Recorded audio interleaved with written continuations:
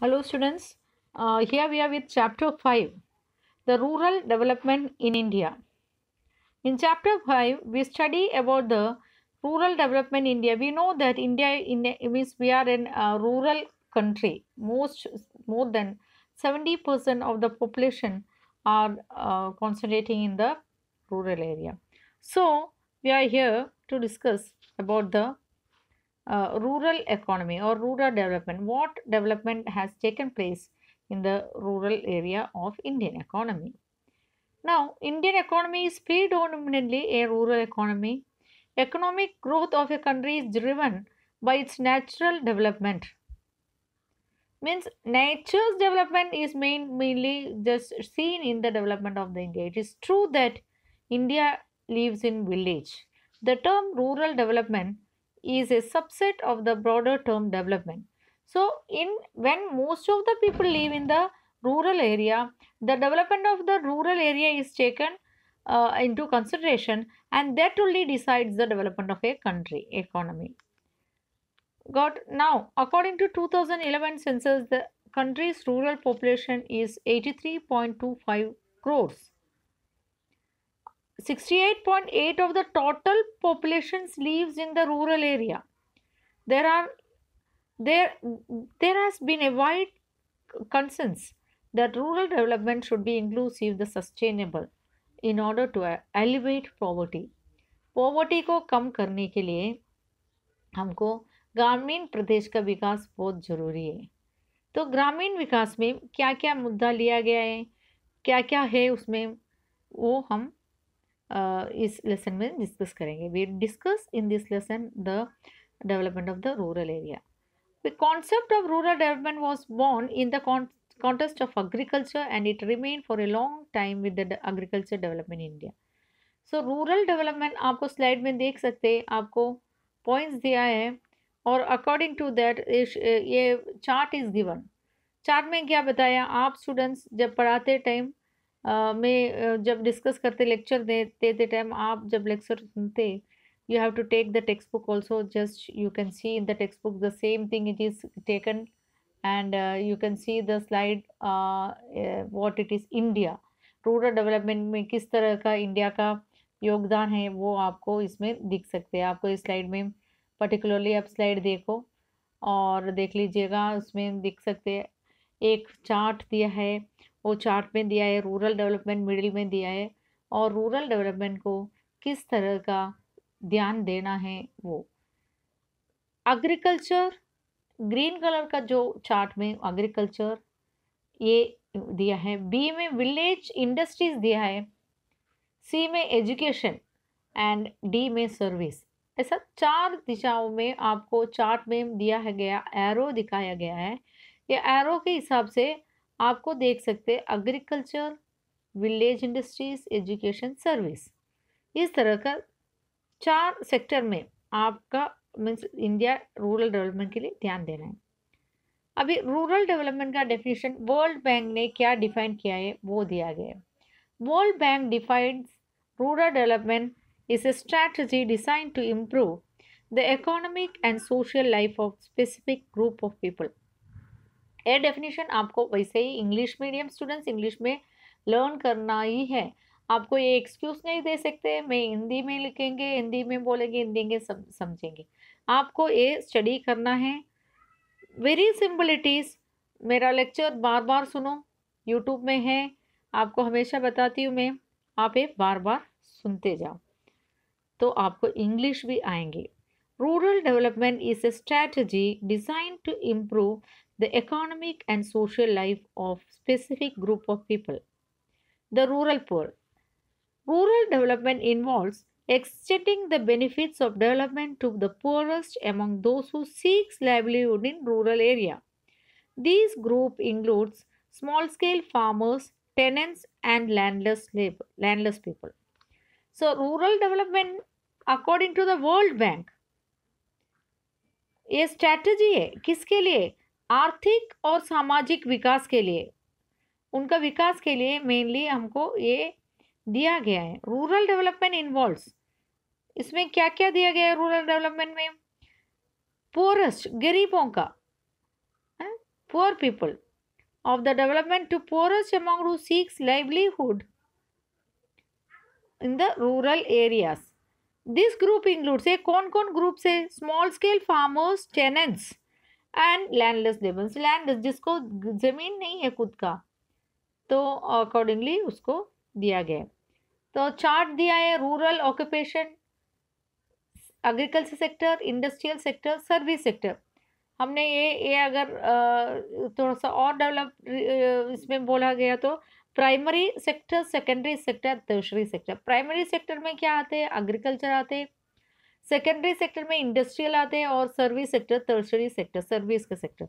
तो rural development में जैसा हमने एक चार्ट देखा, very small lesson it is, ज़्यादा इसमें नहीं है. आपको दिमाग में रखने के लिए बहुत कम चीज़ इस लेसन में. सबसे स्मॉलेस्ट लेसन है आपका मीन्स 11th स्टैंडर्ड इकोनॉमिक्स में. तो आपको देख सकते हैं शुरुआत में हमने क्या बताया, इंट्रोडक्शन बताया इंडिया में. उसमें 2011 सेंसस में कितना पर्सन्स रूरल एरिया में रहते हैं. सेकंड हमने एक चार्ट दिखाया रूरल डेवलपमेंट के लिए. उसमें agriculture, village, industries, education, service ये दिया गया. Then we studied about the rural definition. ये स्लाइड में ये सब कुछ दिया है, इसको ध्यान रखना. रूरल डेवलपमेंट किस तरह है आप बार बार देख सकते हैं. You can go. अभी significance of rural development. Rural development significance मतलब इम्पोर्टेंस क्या है? रूरल डेवलपमेंट का इम्पोर्टेंस क्या है? क्यों रूरल एरिया को इतना इम्पोर्टेंट दिया गया है, उसके बारे में स्टडी करते हैं. सबसे पहले है public health and sanitation. Point 1, public health and sanitation. अभी आप ये बारे में डिस्कस करते हैं रूरल डेवलपमेंट क्यों इम्पोर्टेंट है.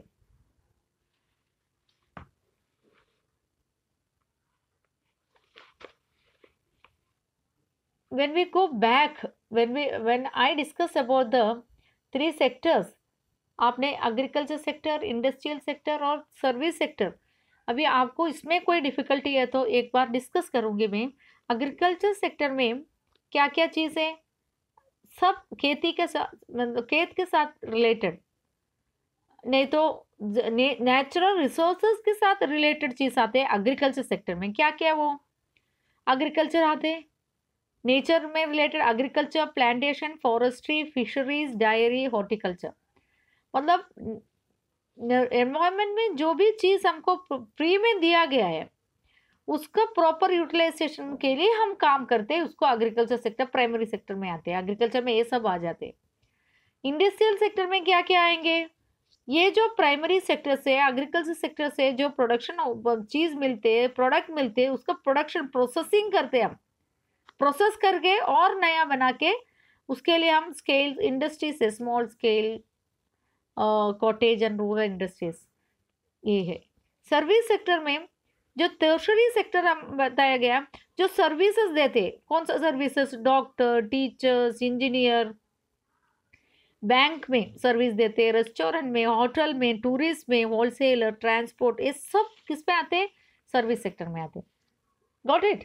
इसमें मैं डिटेल्स में एक्सप्लेन नहीं किया, आपको एक्सप्लेन कर दिया एग्रीकल्चर सेक्टर में क्या क्या चीज़ होते हैं, इंडस्ट्रियल में क्या क्या होता है और सर्विस में क्या होता है. सिग्निफिकेंस में बढ़ते टाइम क्यों रूरल एरिया को ज़्यादा इम्पोर्टेंस देना चाहिए उसके बारे में डिस्कस करते हैं. सबसे पहले हमने डिस्कस किया है public health. Public rural development helps to improve sanitation and hygiene, providing safe drinking water and affordable health facilities.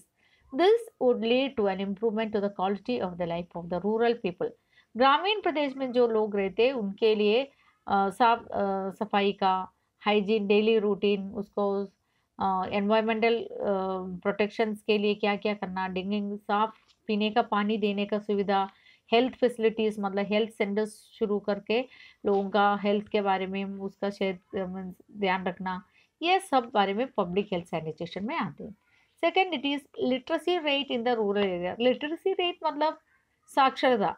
ग्रामीण भाग में जो लोग रहते हैं, कितना बच्चे पढ़ाई करते हैं, उनको स्कूल का सुविधा नहीं है, क्योंकि 70% ऑफ पॉपुलेशन ग्रामीण भाग में रहते टाइम उधर का means we have to go back to the village and develop the village so that the country development study कर रहे हैं. तो देश को आगे बढ़ाने के लिए साक्षरता होना चाहिए, उसके लिए स्कूल से इकोनॉमिक चेंजेस आएंगे, पढ़े लिखे लोग ज़्यादा आएंगे देश में, उनके इनिशिएटिव्स ज़्यादा लिया जाएंगे. Considerable the gap between the rural and urban literacy rate. Rural development helps to bridge this gap by making provisions for the education facilities in all over the all level. तो education facilities का ज़्यादा ध्यान रखना. Rural area में बच्चे school में जा रहे हैं क्या, उनका पढ़ाई में ध्यान रख रहे हैं क्या, उसको हायर एजुकेशन में सुविधा है क्या, वो आज ये सब ध्यान किया हुआ उसका डेवलपमेंट, बिकॉज रूरल एरिया का दे कम फॉरवर्ड. थर्ड है एम्पावरमेंट ऑफ वुमन. ये सबसे इम्पोर्टेंट है. Rural development helps the reduce the gender disparity. अगर हम रूरल ग्रामीण प्रदेश में विकास लाएंगे, उधर का जेंडर डिस्पैरिटी मतलब मेल फीमेल का जो विवेचन है उसमें कम हो जाएंगे. Diverse need of the rural women, उसमें वुमन का हेल्थ आएंगे, उसका स्मॉल स्केल इंडस्ट्रीज में काम करने का सुविधा आएंगे, उनका खुद काम शुरू करना है तो उसके मदद हो जाएंगे. सो मीन्स स्त्री सशक्तिकरण, स्त्रियों को आगे लाने के लिए क्या क्या मुद्दा है मीन्स डेवलप के लिए. मतलब एक बोलते हैं ना, we say that if one man is educated for himself, but if one woman is educated, the whole family is educated. मतलब अगर हम ग्रामीण क्षेत्र में स्त्रियों को आगे लाएंगे तो वो पूरा परिवार का विकास होगा. पूरा परिवार का विकास होगा मतलब पूरा देश का विकास होगा. इस तरह थर्ड पॉइंट जो है वुमन एम्पावरमेंट, नहीं तो empowerment of woman. Fourth, enforcement of law and order. Law and order, कानून व्यवस्था का ध्यान रखने के लिए development, rural development helps safeguard the right of the socially disadvantaged groups through the proper enforcement of law and order. As we know that ग्रामीण प्रदेश में ज़्यादा से ज़्यादा प्रॉब्लम होते हैं लोगों का, खेती का प्रॉब्लम होते हैं, नहीं तो ज़मीन का प्रॉब्लम होते हैं. ये सब सुलझाने के लिए लॉ एंड ऑर्डर का बहुत ज़रूरी है. Next, land reforms. Land reforms means rural development ensures effective implementation of land reforms such as ceiling on the land holdings, regulation of rent, protections of tenancy right, etc. This lead to the reduce the rural inequality. Tenants means right, safeguard the right of the socially distressed people. उसके लिए हम land reforms लाना बहुत जरूरी है. Ceiling of land holdings मतलब एक means जिसका जमीन नहीं है, जितना लोगों को मतलब कुछ लोगों के पास ज़्यादा ज़मीन है, कुछ लोगों के पास ज़मीन नहीं है, तो ये ज़्यादा ज़मीन का एक क्राइटेरिया है. एक आदमी के पास इतना ज़मीन, this much land only they have to keep in their name and the rest the land it should given to the landless labour. So ये रिफॉर्म्स, लैंड रिफॉर्म्स में सब आते. तो इसमें ज़्यादा से ध्यान लोगों की तरफ दिया जाता है कल्टिवेशन लाने के लिए. इंफ्रास्ट्रक्चर डेवलपमेंट में क्या होता है, rural development leads to further progress. So roads, electricity and connectivity, irrigation facility should be there. Seventh, availability of credit. Rural development also facilitates the growth of financial institutions such as primary agriculture, cooperative credit societies, regional rural banks, cooperative banks. This is vital for providing subsidies, credit facilities to the farmers. Farmers को credit facility देने के लिए, उसका खेती के लिए ज़्यादा से ज़्यादा बढ़ावा देने के लिए हम पैसे के रूप में उनको मदद चाहिए.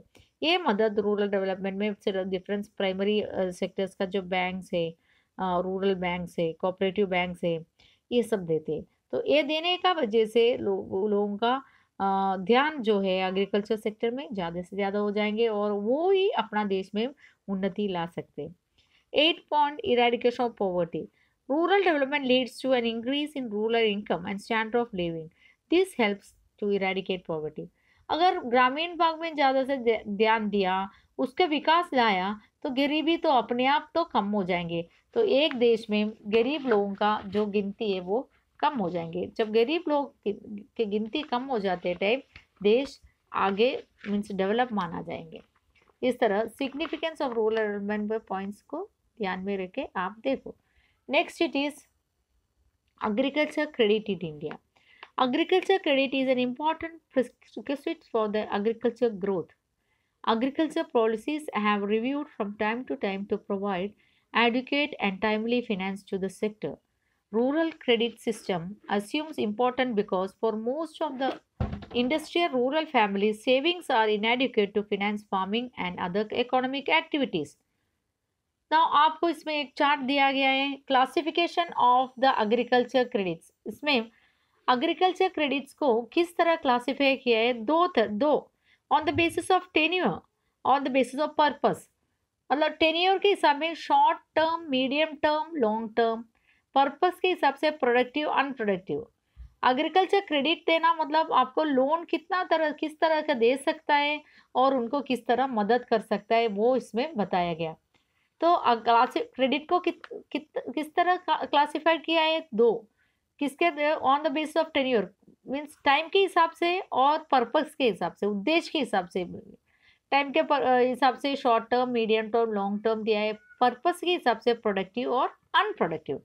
क्रेडिट मतलब किस तरह उनको लोन देना है। शॉर्ट टर्म में लोन एक्सीडिंग 2 years, 2 साल का short term. It refers to the loan not exceeding 2 years. It is required for meeting the short term requirement such as fertilizers खरीदी करना, सीड्स खरीदी करना, कद आणि बीज खरीदी करना, ये सब। नहीं तो कुछ सोशल मीन्स सोशल कस्टम्स को पूरा करना, कभी शादी हो सकता है, हाँ, लड़की के शादी, नहीं तो कुएं खोदना, ये सब बारे में आपको शॉर्ट टर्म क्रेडिट ले सकते हैं।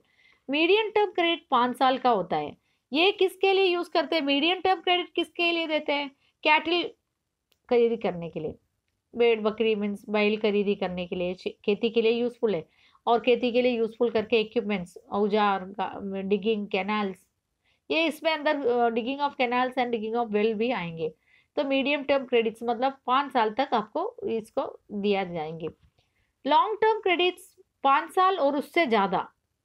ओके, नाउ 5 साल and more than that years this given generally two by tractors. इसमें 2 दिया गया, वो अवॉइड कर दो, वो प्रिंटिंग मिस्टेक आ गया है।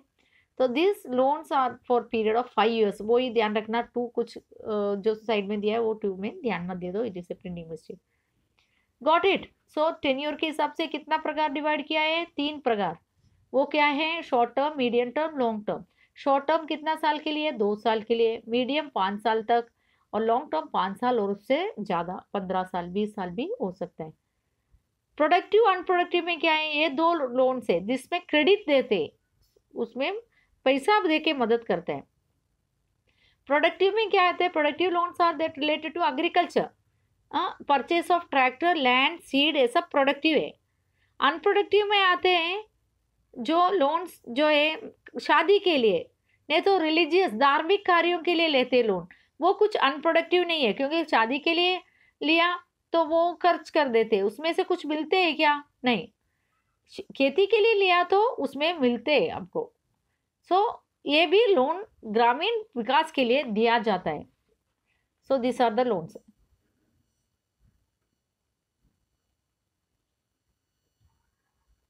Next it is sources of credit in India. अभी credit, sources of credit in India मतलब इंडिया में कौन कौन देते क्रेडिट? बैंक रूरल एरिया में कौन देते? दो, 2 are there, non institutional source and institutional source. Non institutional source में, नॉन इंस्टीट्यूशनल सोर्स क्या क्या आते हैं? This form for the important rural credit in India, constituting 40% of the total credit in India. The interest charged by the non-institutional lenders is usually very high. The land or the other asset are kept as collateral security. Okay, अभी non institutional मतलब ये कोई संस्था है जो private है, उसमें कौन कौन आएंगे भी हम इसमें डिस्कस करेंगे। नीचे दिया इंपॉर्टेंट 2 सोर्सेस दिया, मनी लेंडर्स और अदर प्राइवेट इंस्टीट्यूशंस में ब्याज ज़्यादा है। 40% क्रेडिट इंडिया में नॉन इंस्टीट्यूशनल सोर्स ही देते ज़्यादा से ज़्यादा, तो इसमें ब्याज ज़्यादा है और प्राइवेट सोर्सेस भी है। इसलिए आपको मालूम है खेती करने वाले जब ये सोर्स इनके पास उधार लेते हैं, इनका प्रोडक्ट अगर कुछ हो गया, अभी इंस्टीट्यूशनल सोर्स में जब हुआ प्रोडक्ट में कुछ खराबी हो गया, नहीं तो उनका फसल ठीक नहीं हुआ, तो क्या होता है, उनको ब्याज तो भरना ही पड़ते हैं, उनका ज़मीन उधार रखते हैं। इसलिए most of the farmers are getting suicide and all that doing because they don't have that. Got it? Non institutional sources में मनी लेंडर्स और अदर प्राइवेट, मनी लेंडर में पर्सन्स रहते हैं, पैसा उधार में देने वाला, ब्याज में देने वाला, मॉर्टगेज। उसमें आपको अपना गिरवी रखना पड़ता है, अपना ज़मीन गिरवी रखो, नहीं तो कुछ सोना गिरवी रखो, कुछ कुछ वैल्यूबल चीज़ गिरवी रखना पड़ते हैं। बाकी प्राइवेट सोर्सेस है traders, landlord, commissions, agents, credit forms, relative friends etcetera. अभी इंस्टीट्यूशनल क्रेडिट सोसाइटी में government mostly the progressive institutional society में that the general policy on the agriculture credit has been one of the progressive institutionalized aim at providing timely and adequate credit to the farmers for increasing agriculture production and productivity, providing better access to the institutional credit for the small and marginal farmers and other weaker sections to enable to adopt modern technology and improve agriculture practice has been a major part of the policy. तो institutional source में सबसे ज़्यादा ग्रामीण गरीबों को मदद करने के लिए, गरीब किसान को मदद करने के लिए। अभी ये आपको इंस्टीट्यूशनल सोर्स में कौन कौन है, कितना क्या क्या चीज़ है, क्या क्या बैंक है, उसमें NABARD that is national bank of agriculture and rural development, ये सबसे अपेक्स बैंक है जो ग्रामीण प्रदेश में क्रेडिट पैसा नहीं तो लोन देने के लिए। ये इस्टेब्लिश हुआ है जुलाई 12, 1982 with the paid capital of 100 crores by 50:50 contribution of the government of India and the Reserve Bank of India. NABARD is an apex institution in rural credit structure for providing credit for more promotion of agriculture, small-scale industries, cottage and village industries and handicrafts. The paid up capital stood at 10 lakh 580 crores on the March 31st, 2018. Consequent to revision in the composition of the share capital between the Government of India and RBI, NABARD today is fully owned by the Government of India. तो आपको इसमें दिख सकते हैं नाबार्ड जो है, national bank for agriculture and rural development जो है, आप ग्रामीण भाग में क्रेडिट देते। ये जुलाई इट वॉज एस्टैब्लिश इन जुलाई 12, 1982। ये अपेक्स बैंक है, ये पूरा ग्रामीण भाग में मैक्सिमम उधर और गवर्नमेंट ऑफ इंडिया का है। दूसरा सेकेंड वन जो है रूरल कोऑपरेटिव इंस्टीट्यूशन, इसमें रूरल क्रेडिट कोऑपरेटिव इंस्टीट्यूशन में भी further divided into short term credit and long term. ये रूरल को हम दो प्रकार डिवाइड किया था, short term and long term. Short term मतलब क्या है, that is provided short term credit 3 tier structure से, that is primary, that is village, district and state के हिसाब से। Primary agriculture credit society PACS, district credit society DCCB, state cooperative banks that is SCB। ऐसा तीन तरह का जो divisions है उसमें शॉर्ट टर्म में। अभी लॉन्ग टर्म में क्या क्या है, this cooperative meeting long term credit requirements of the farmers are organised in 2 level, primary cooperative agriculture and rural development banks, state cooperative agriculture and rural development banks.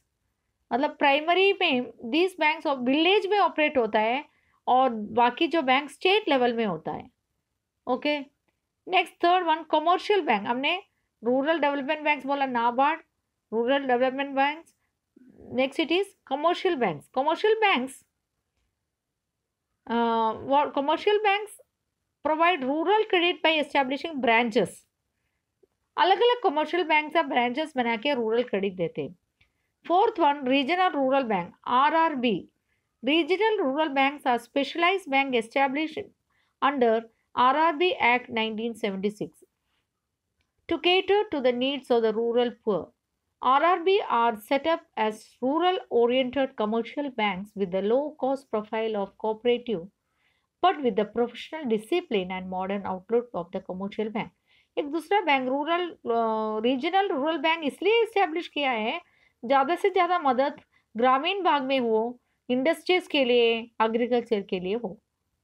Next is micro finance institution. Micro finance institution में तो small level में financial institution शुरू होते हैं, वो भी institution sources है, government के थ्रू से है ये सब।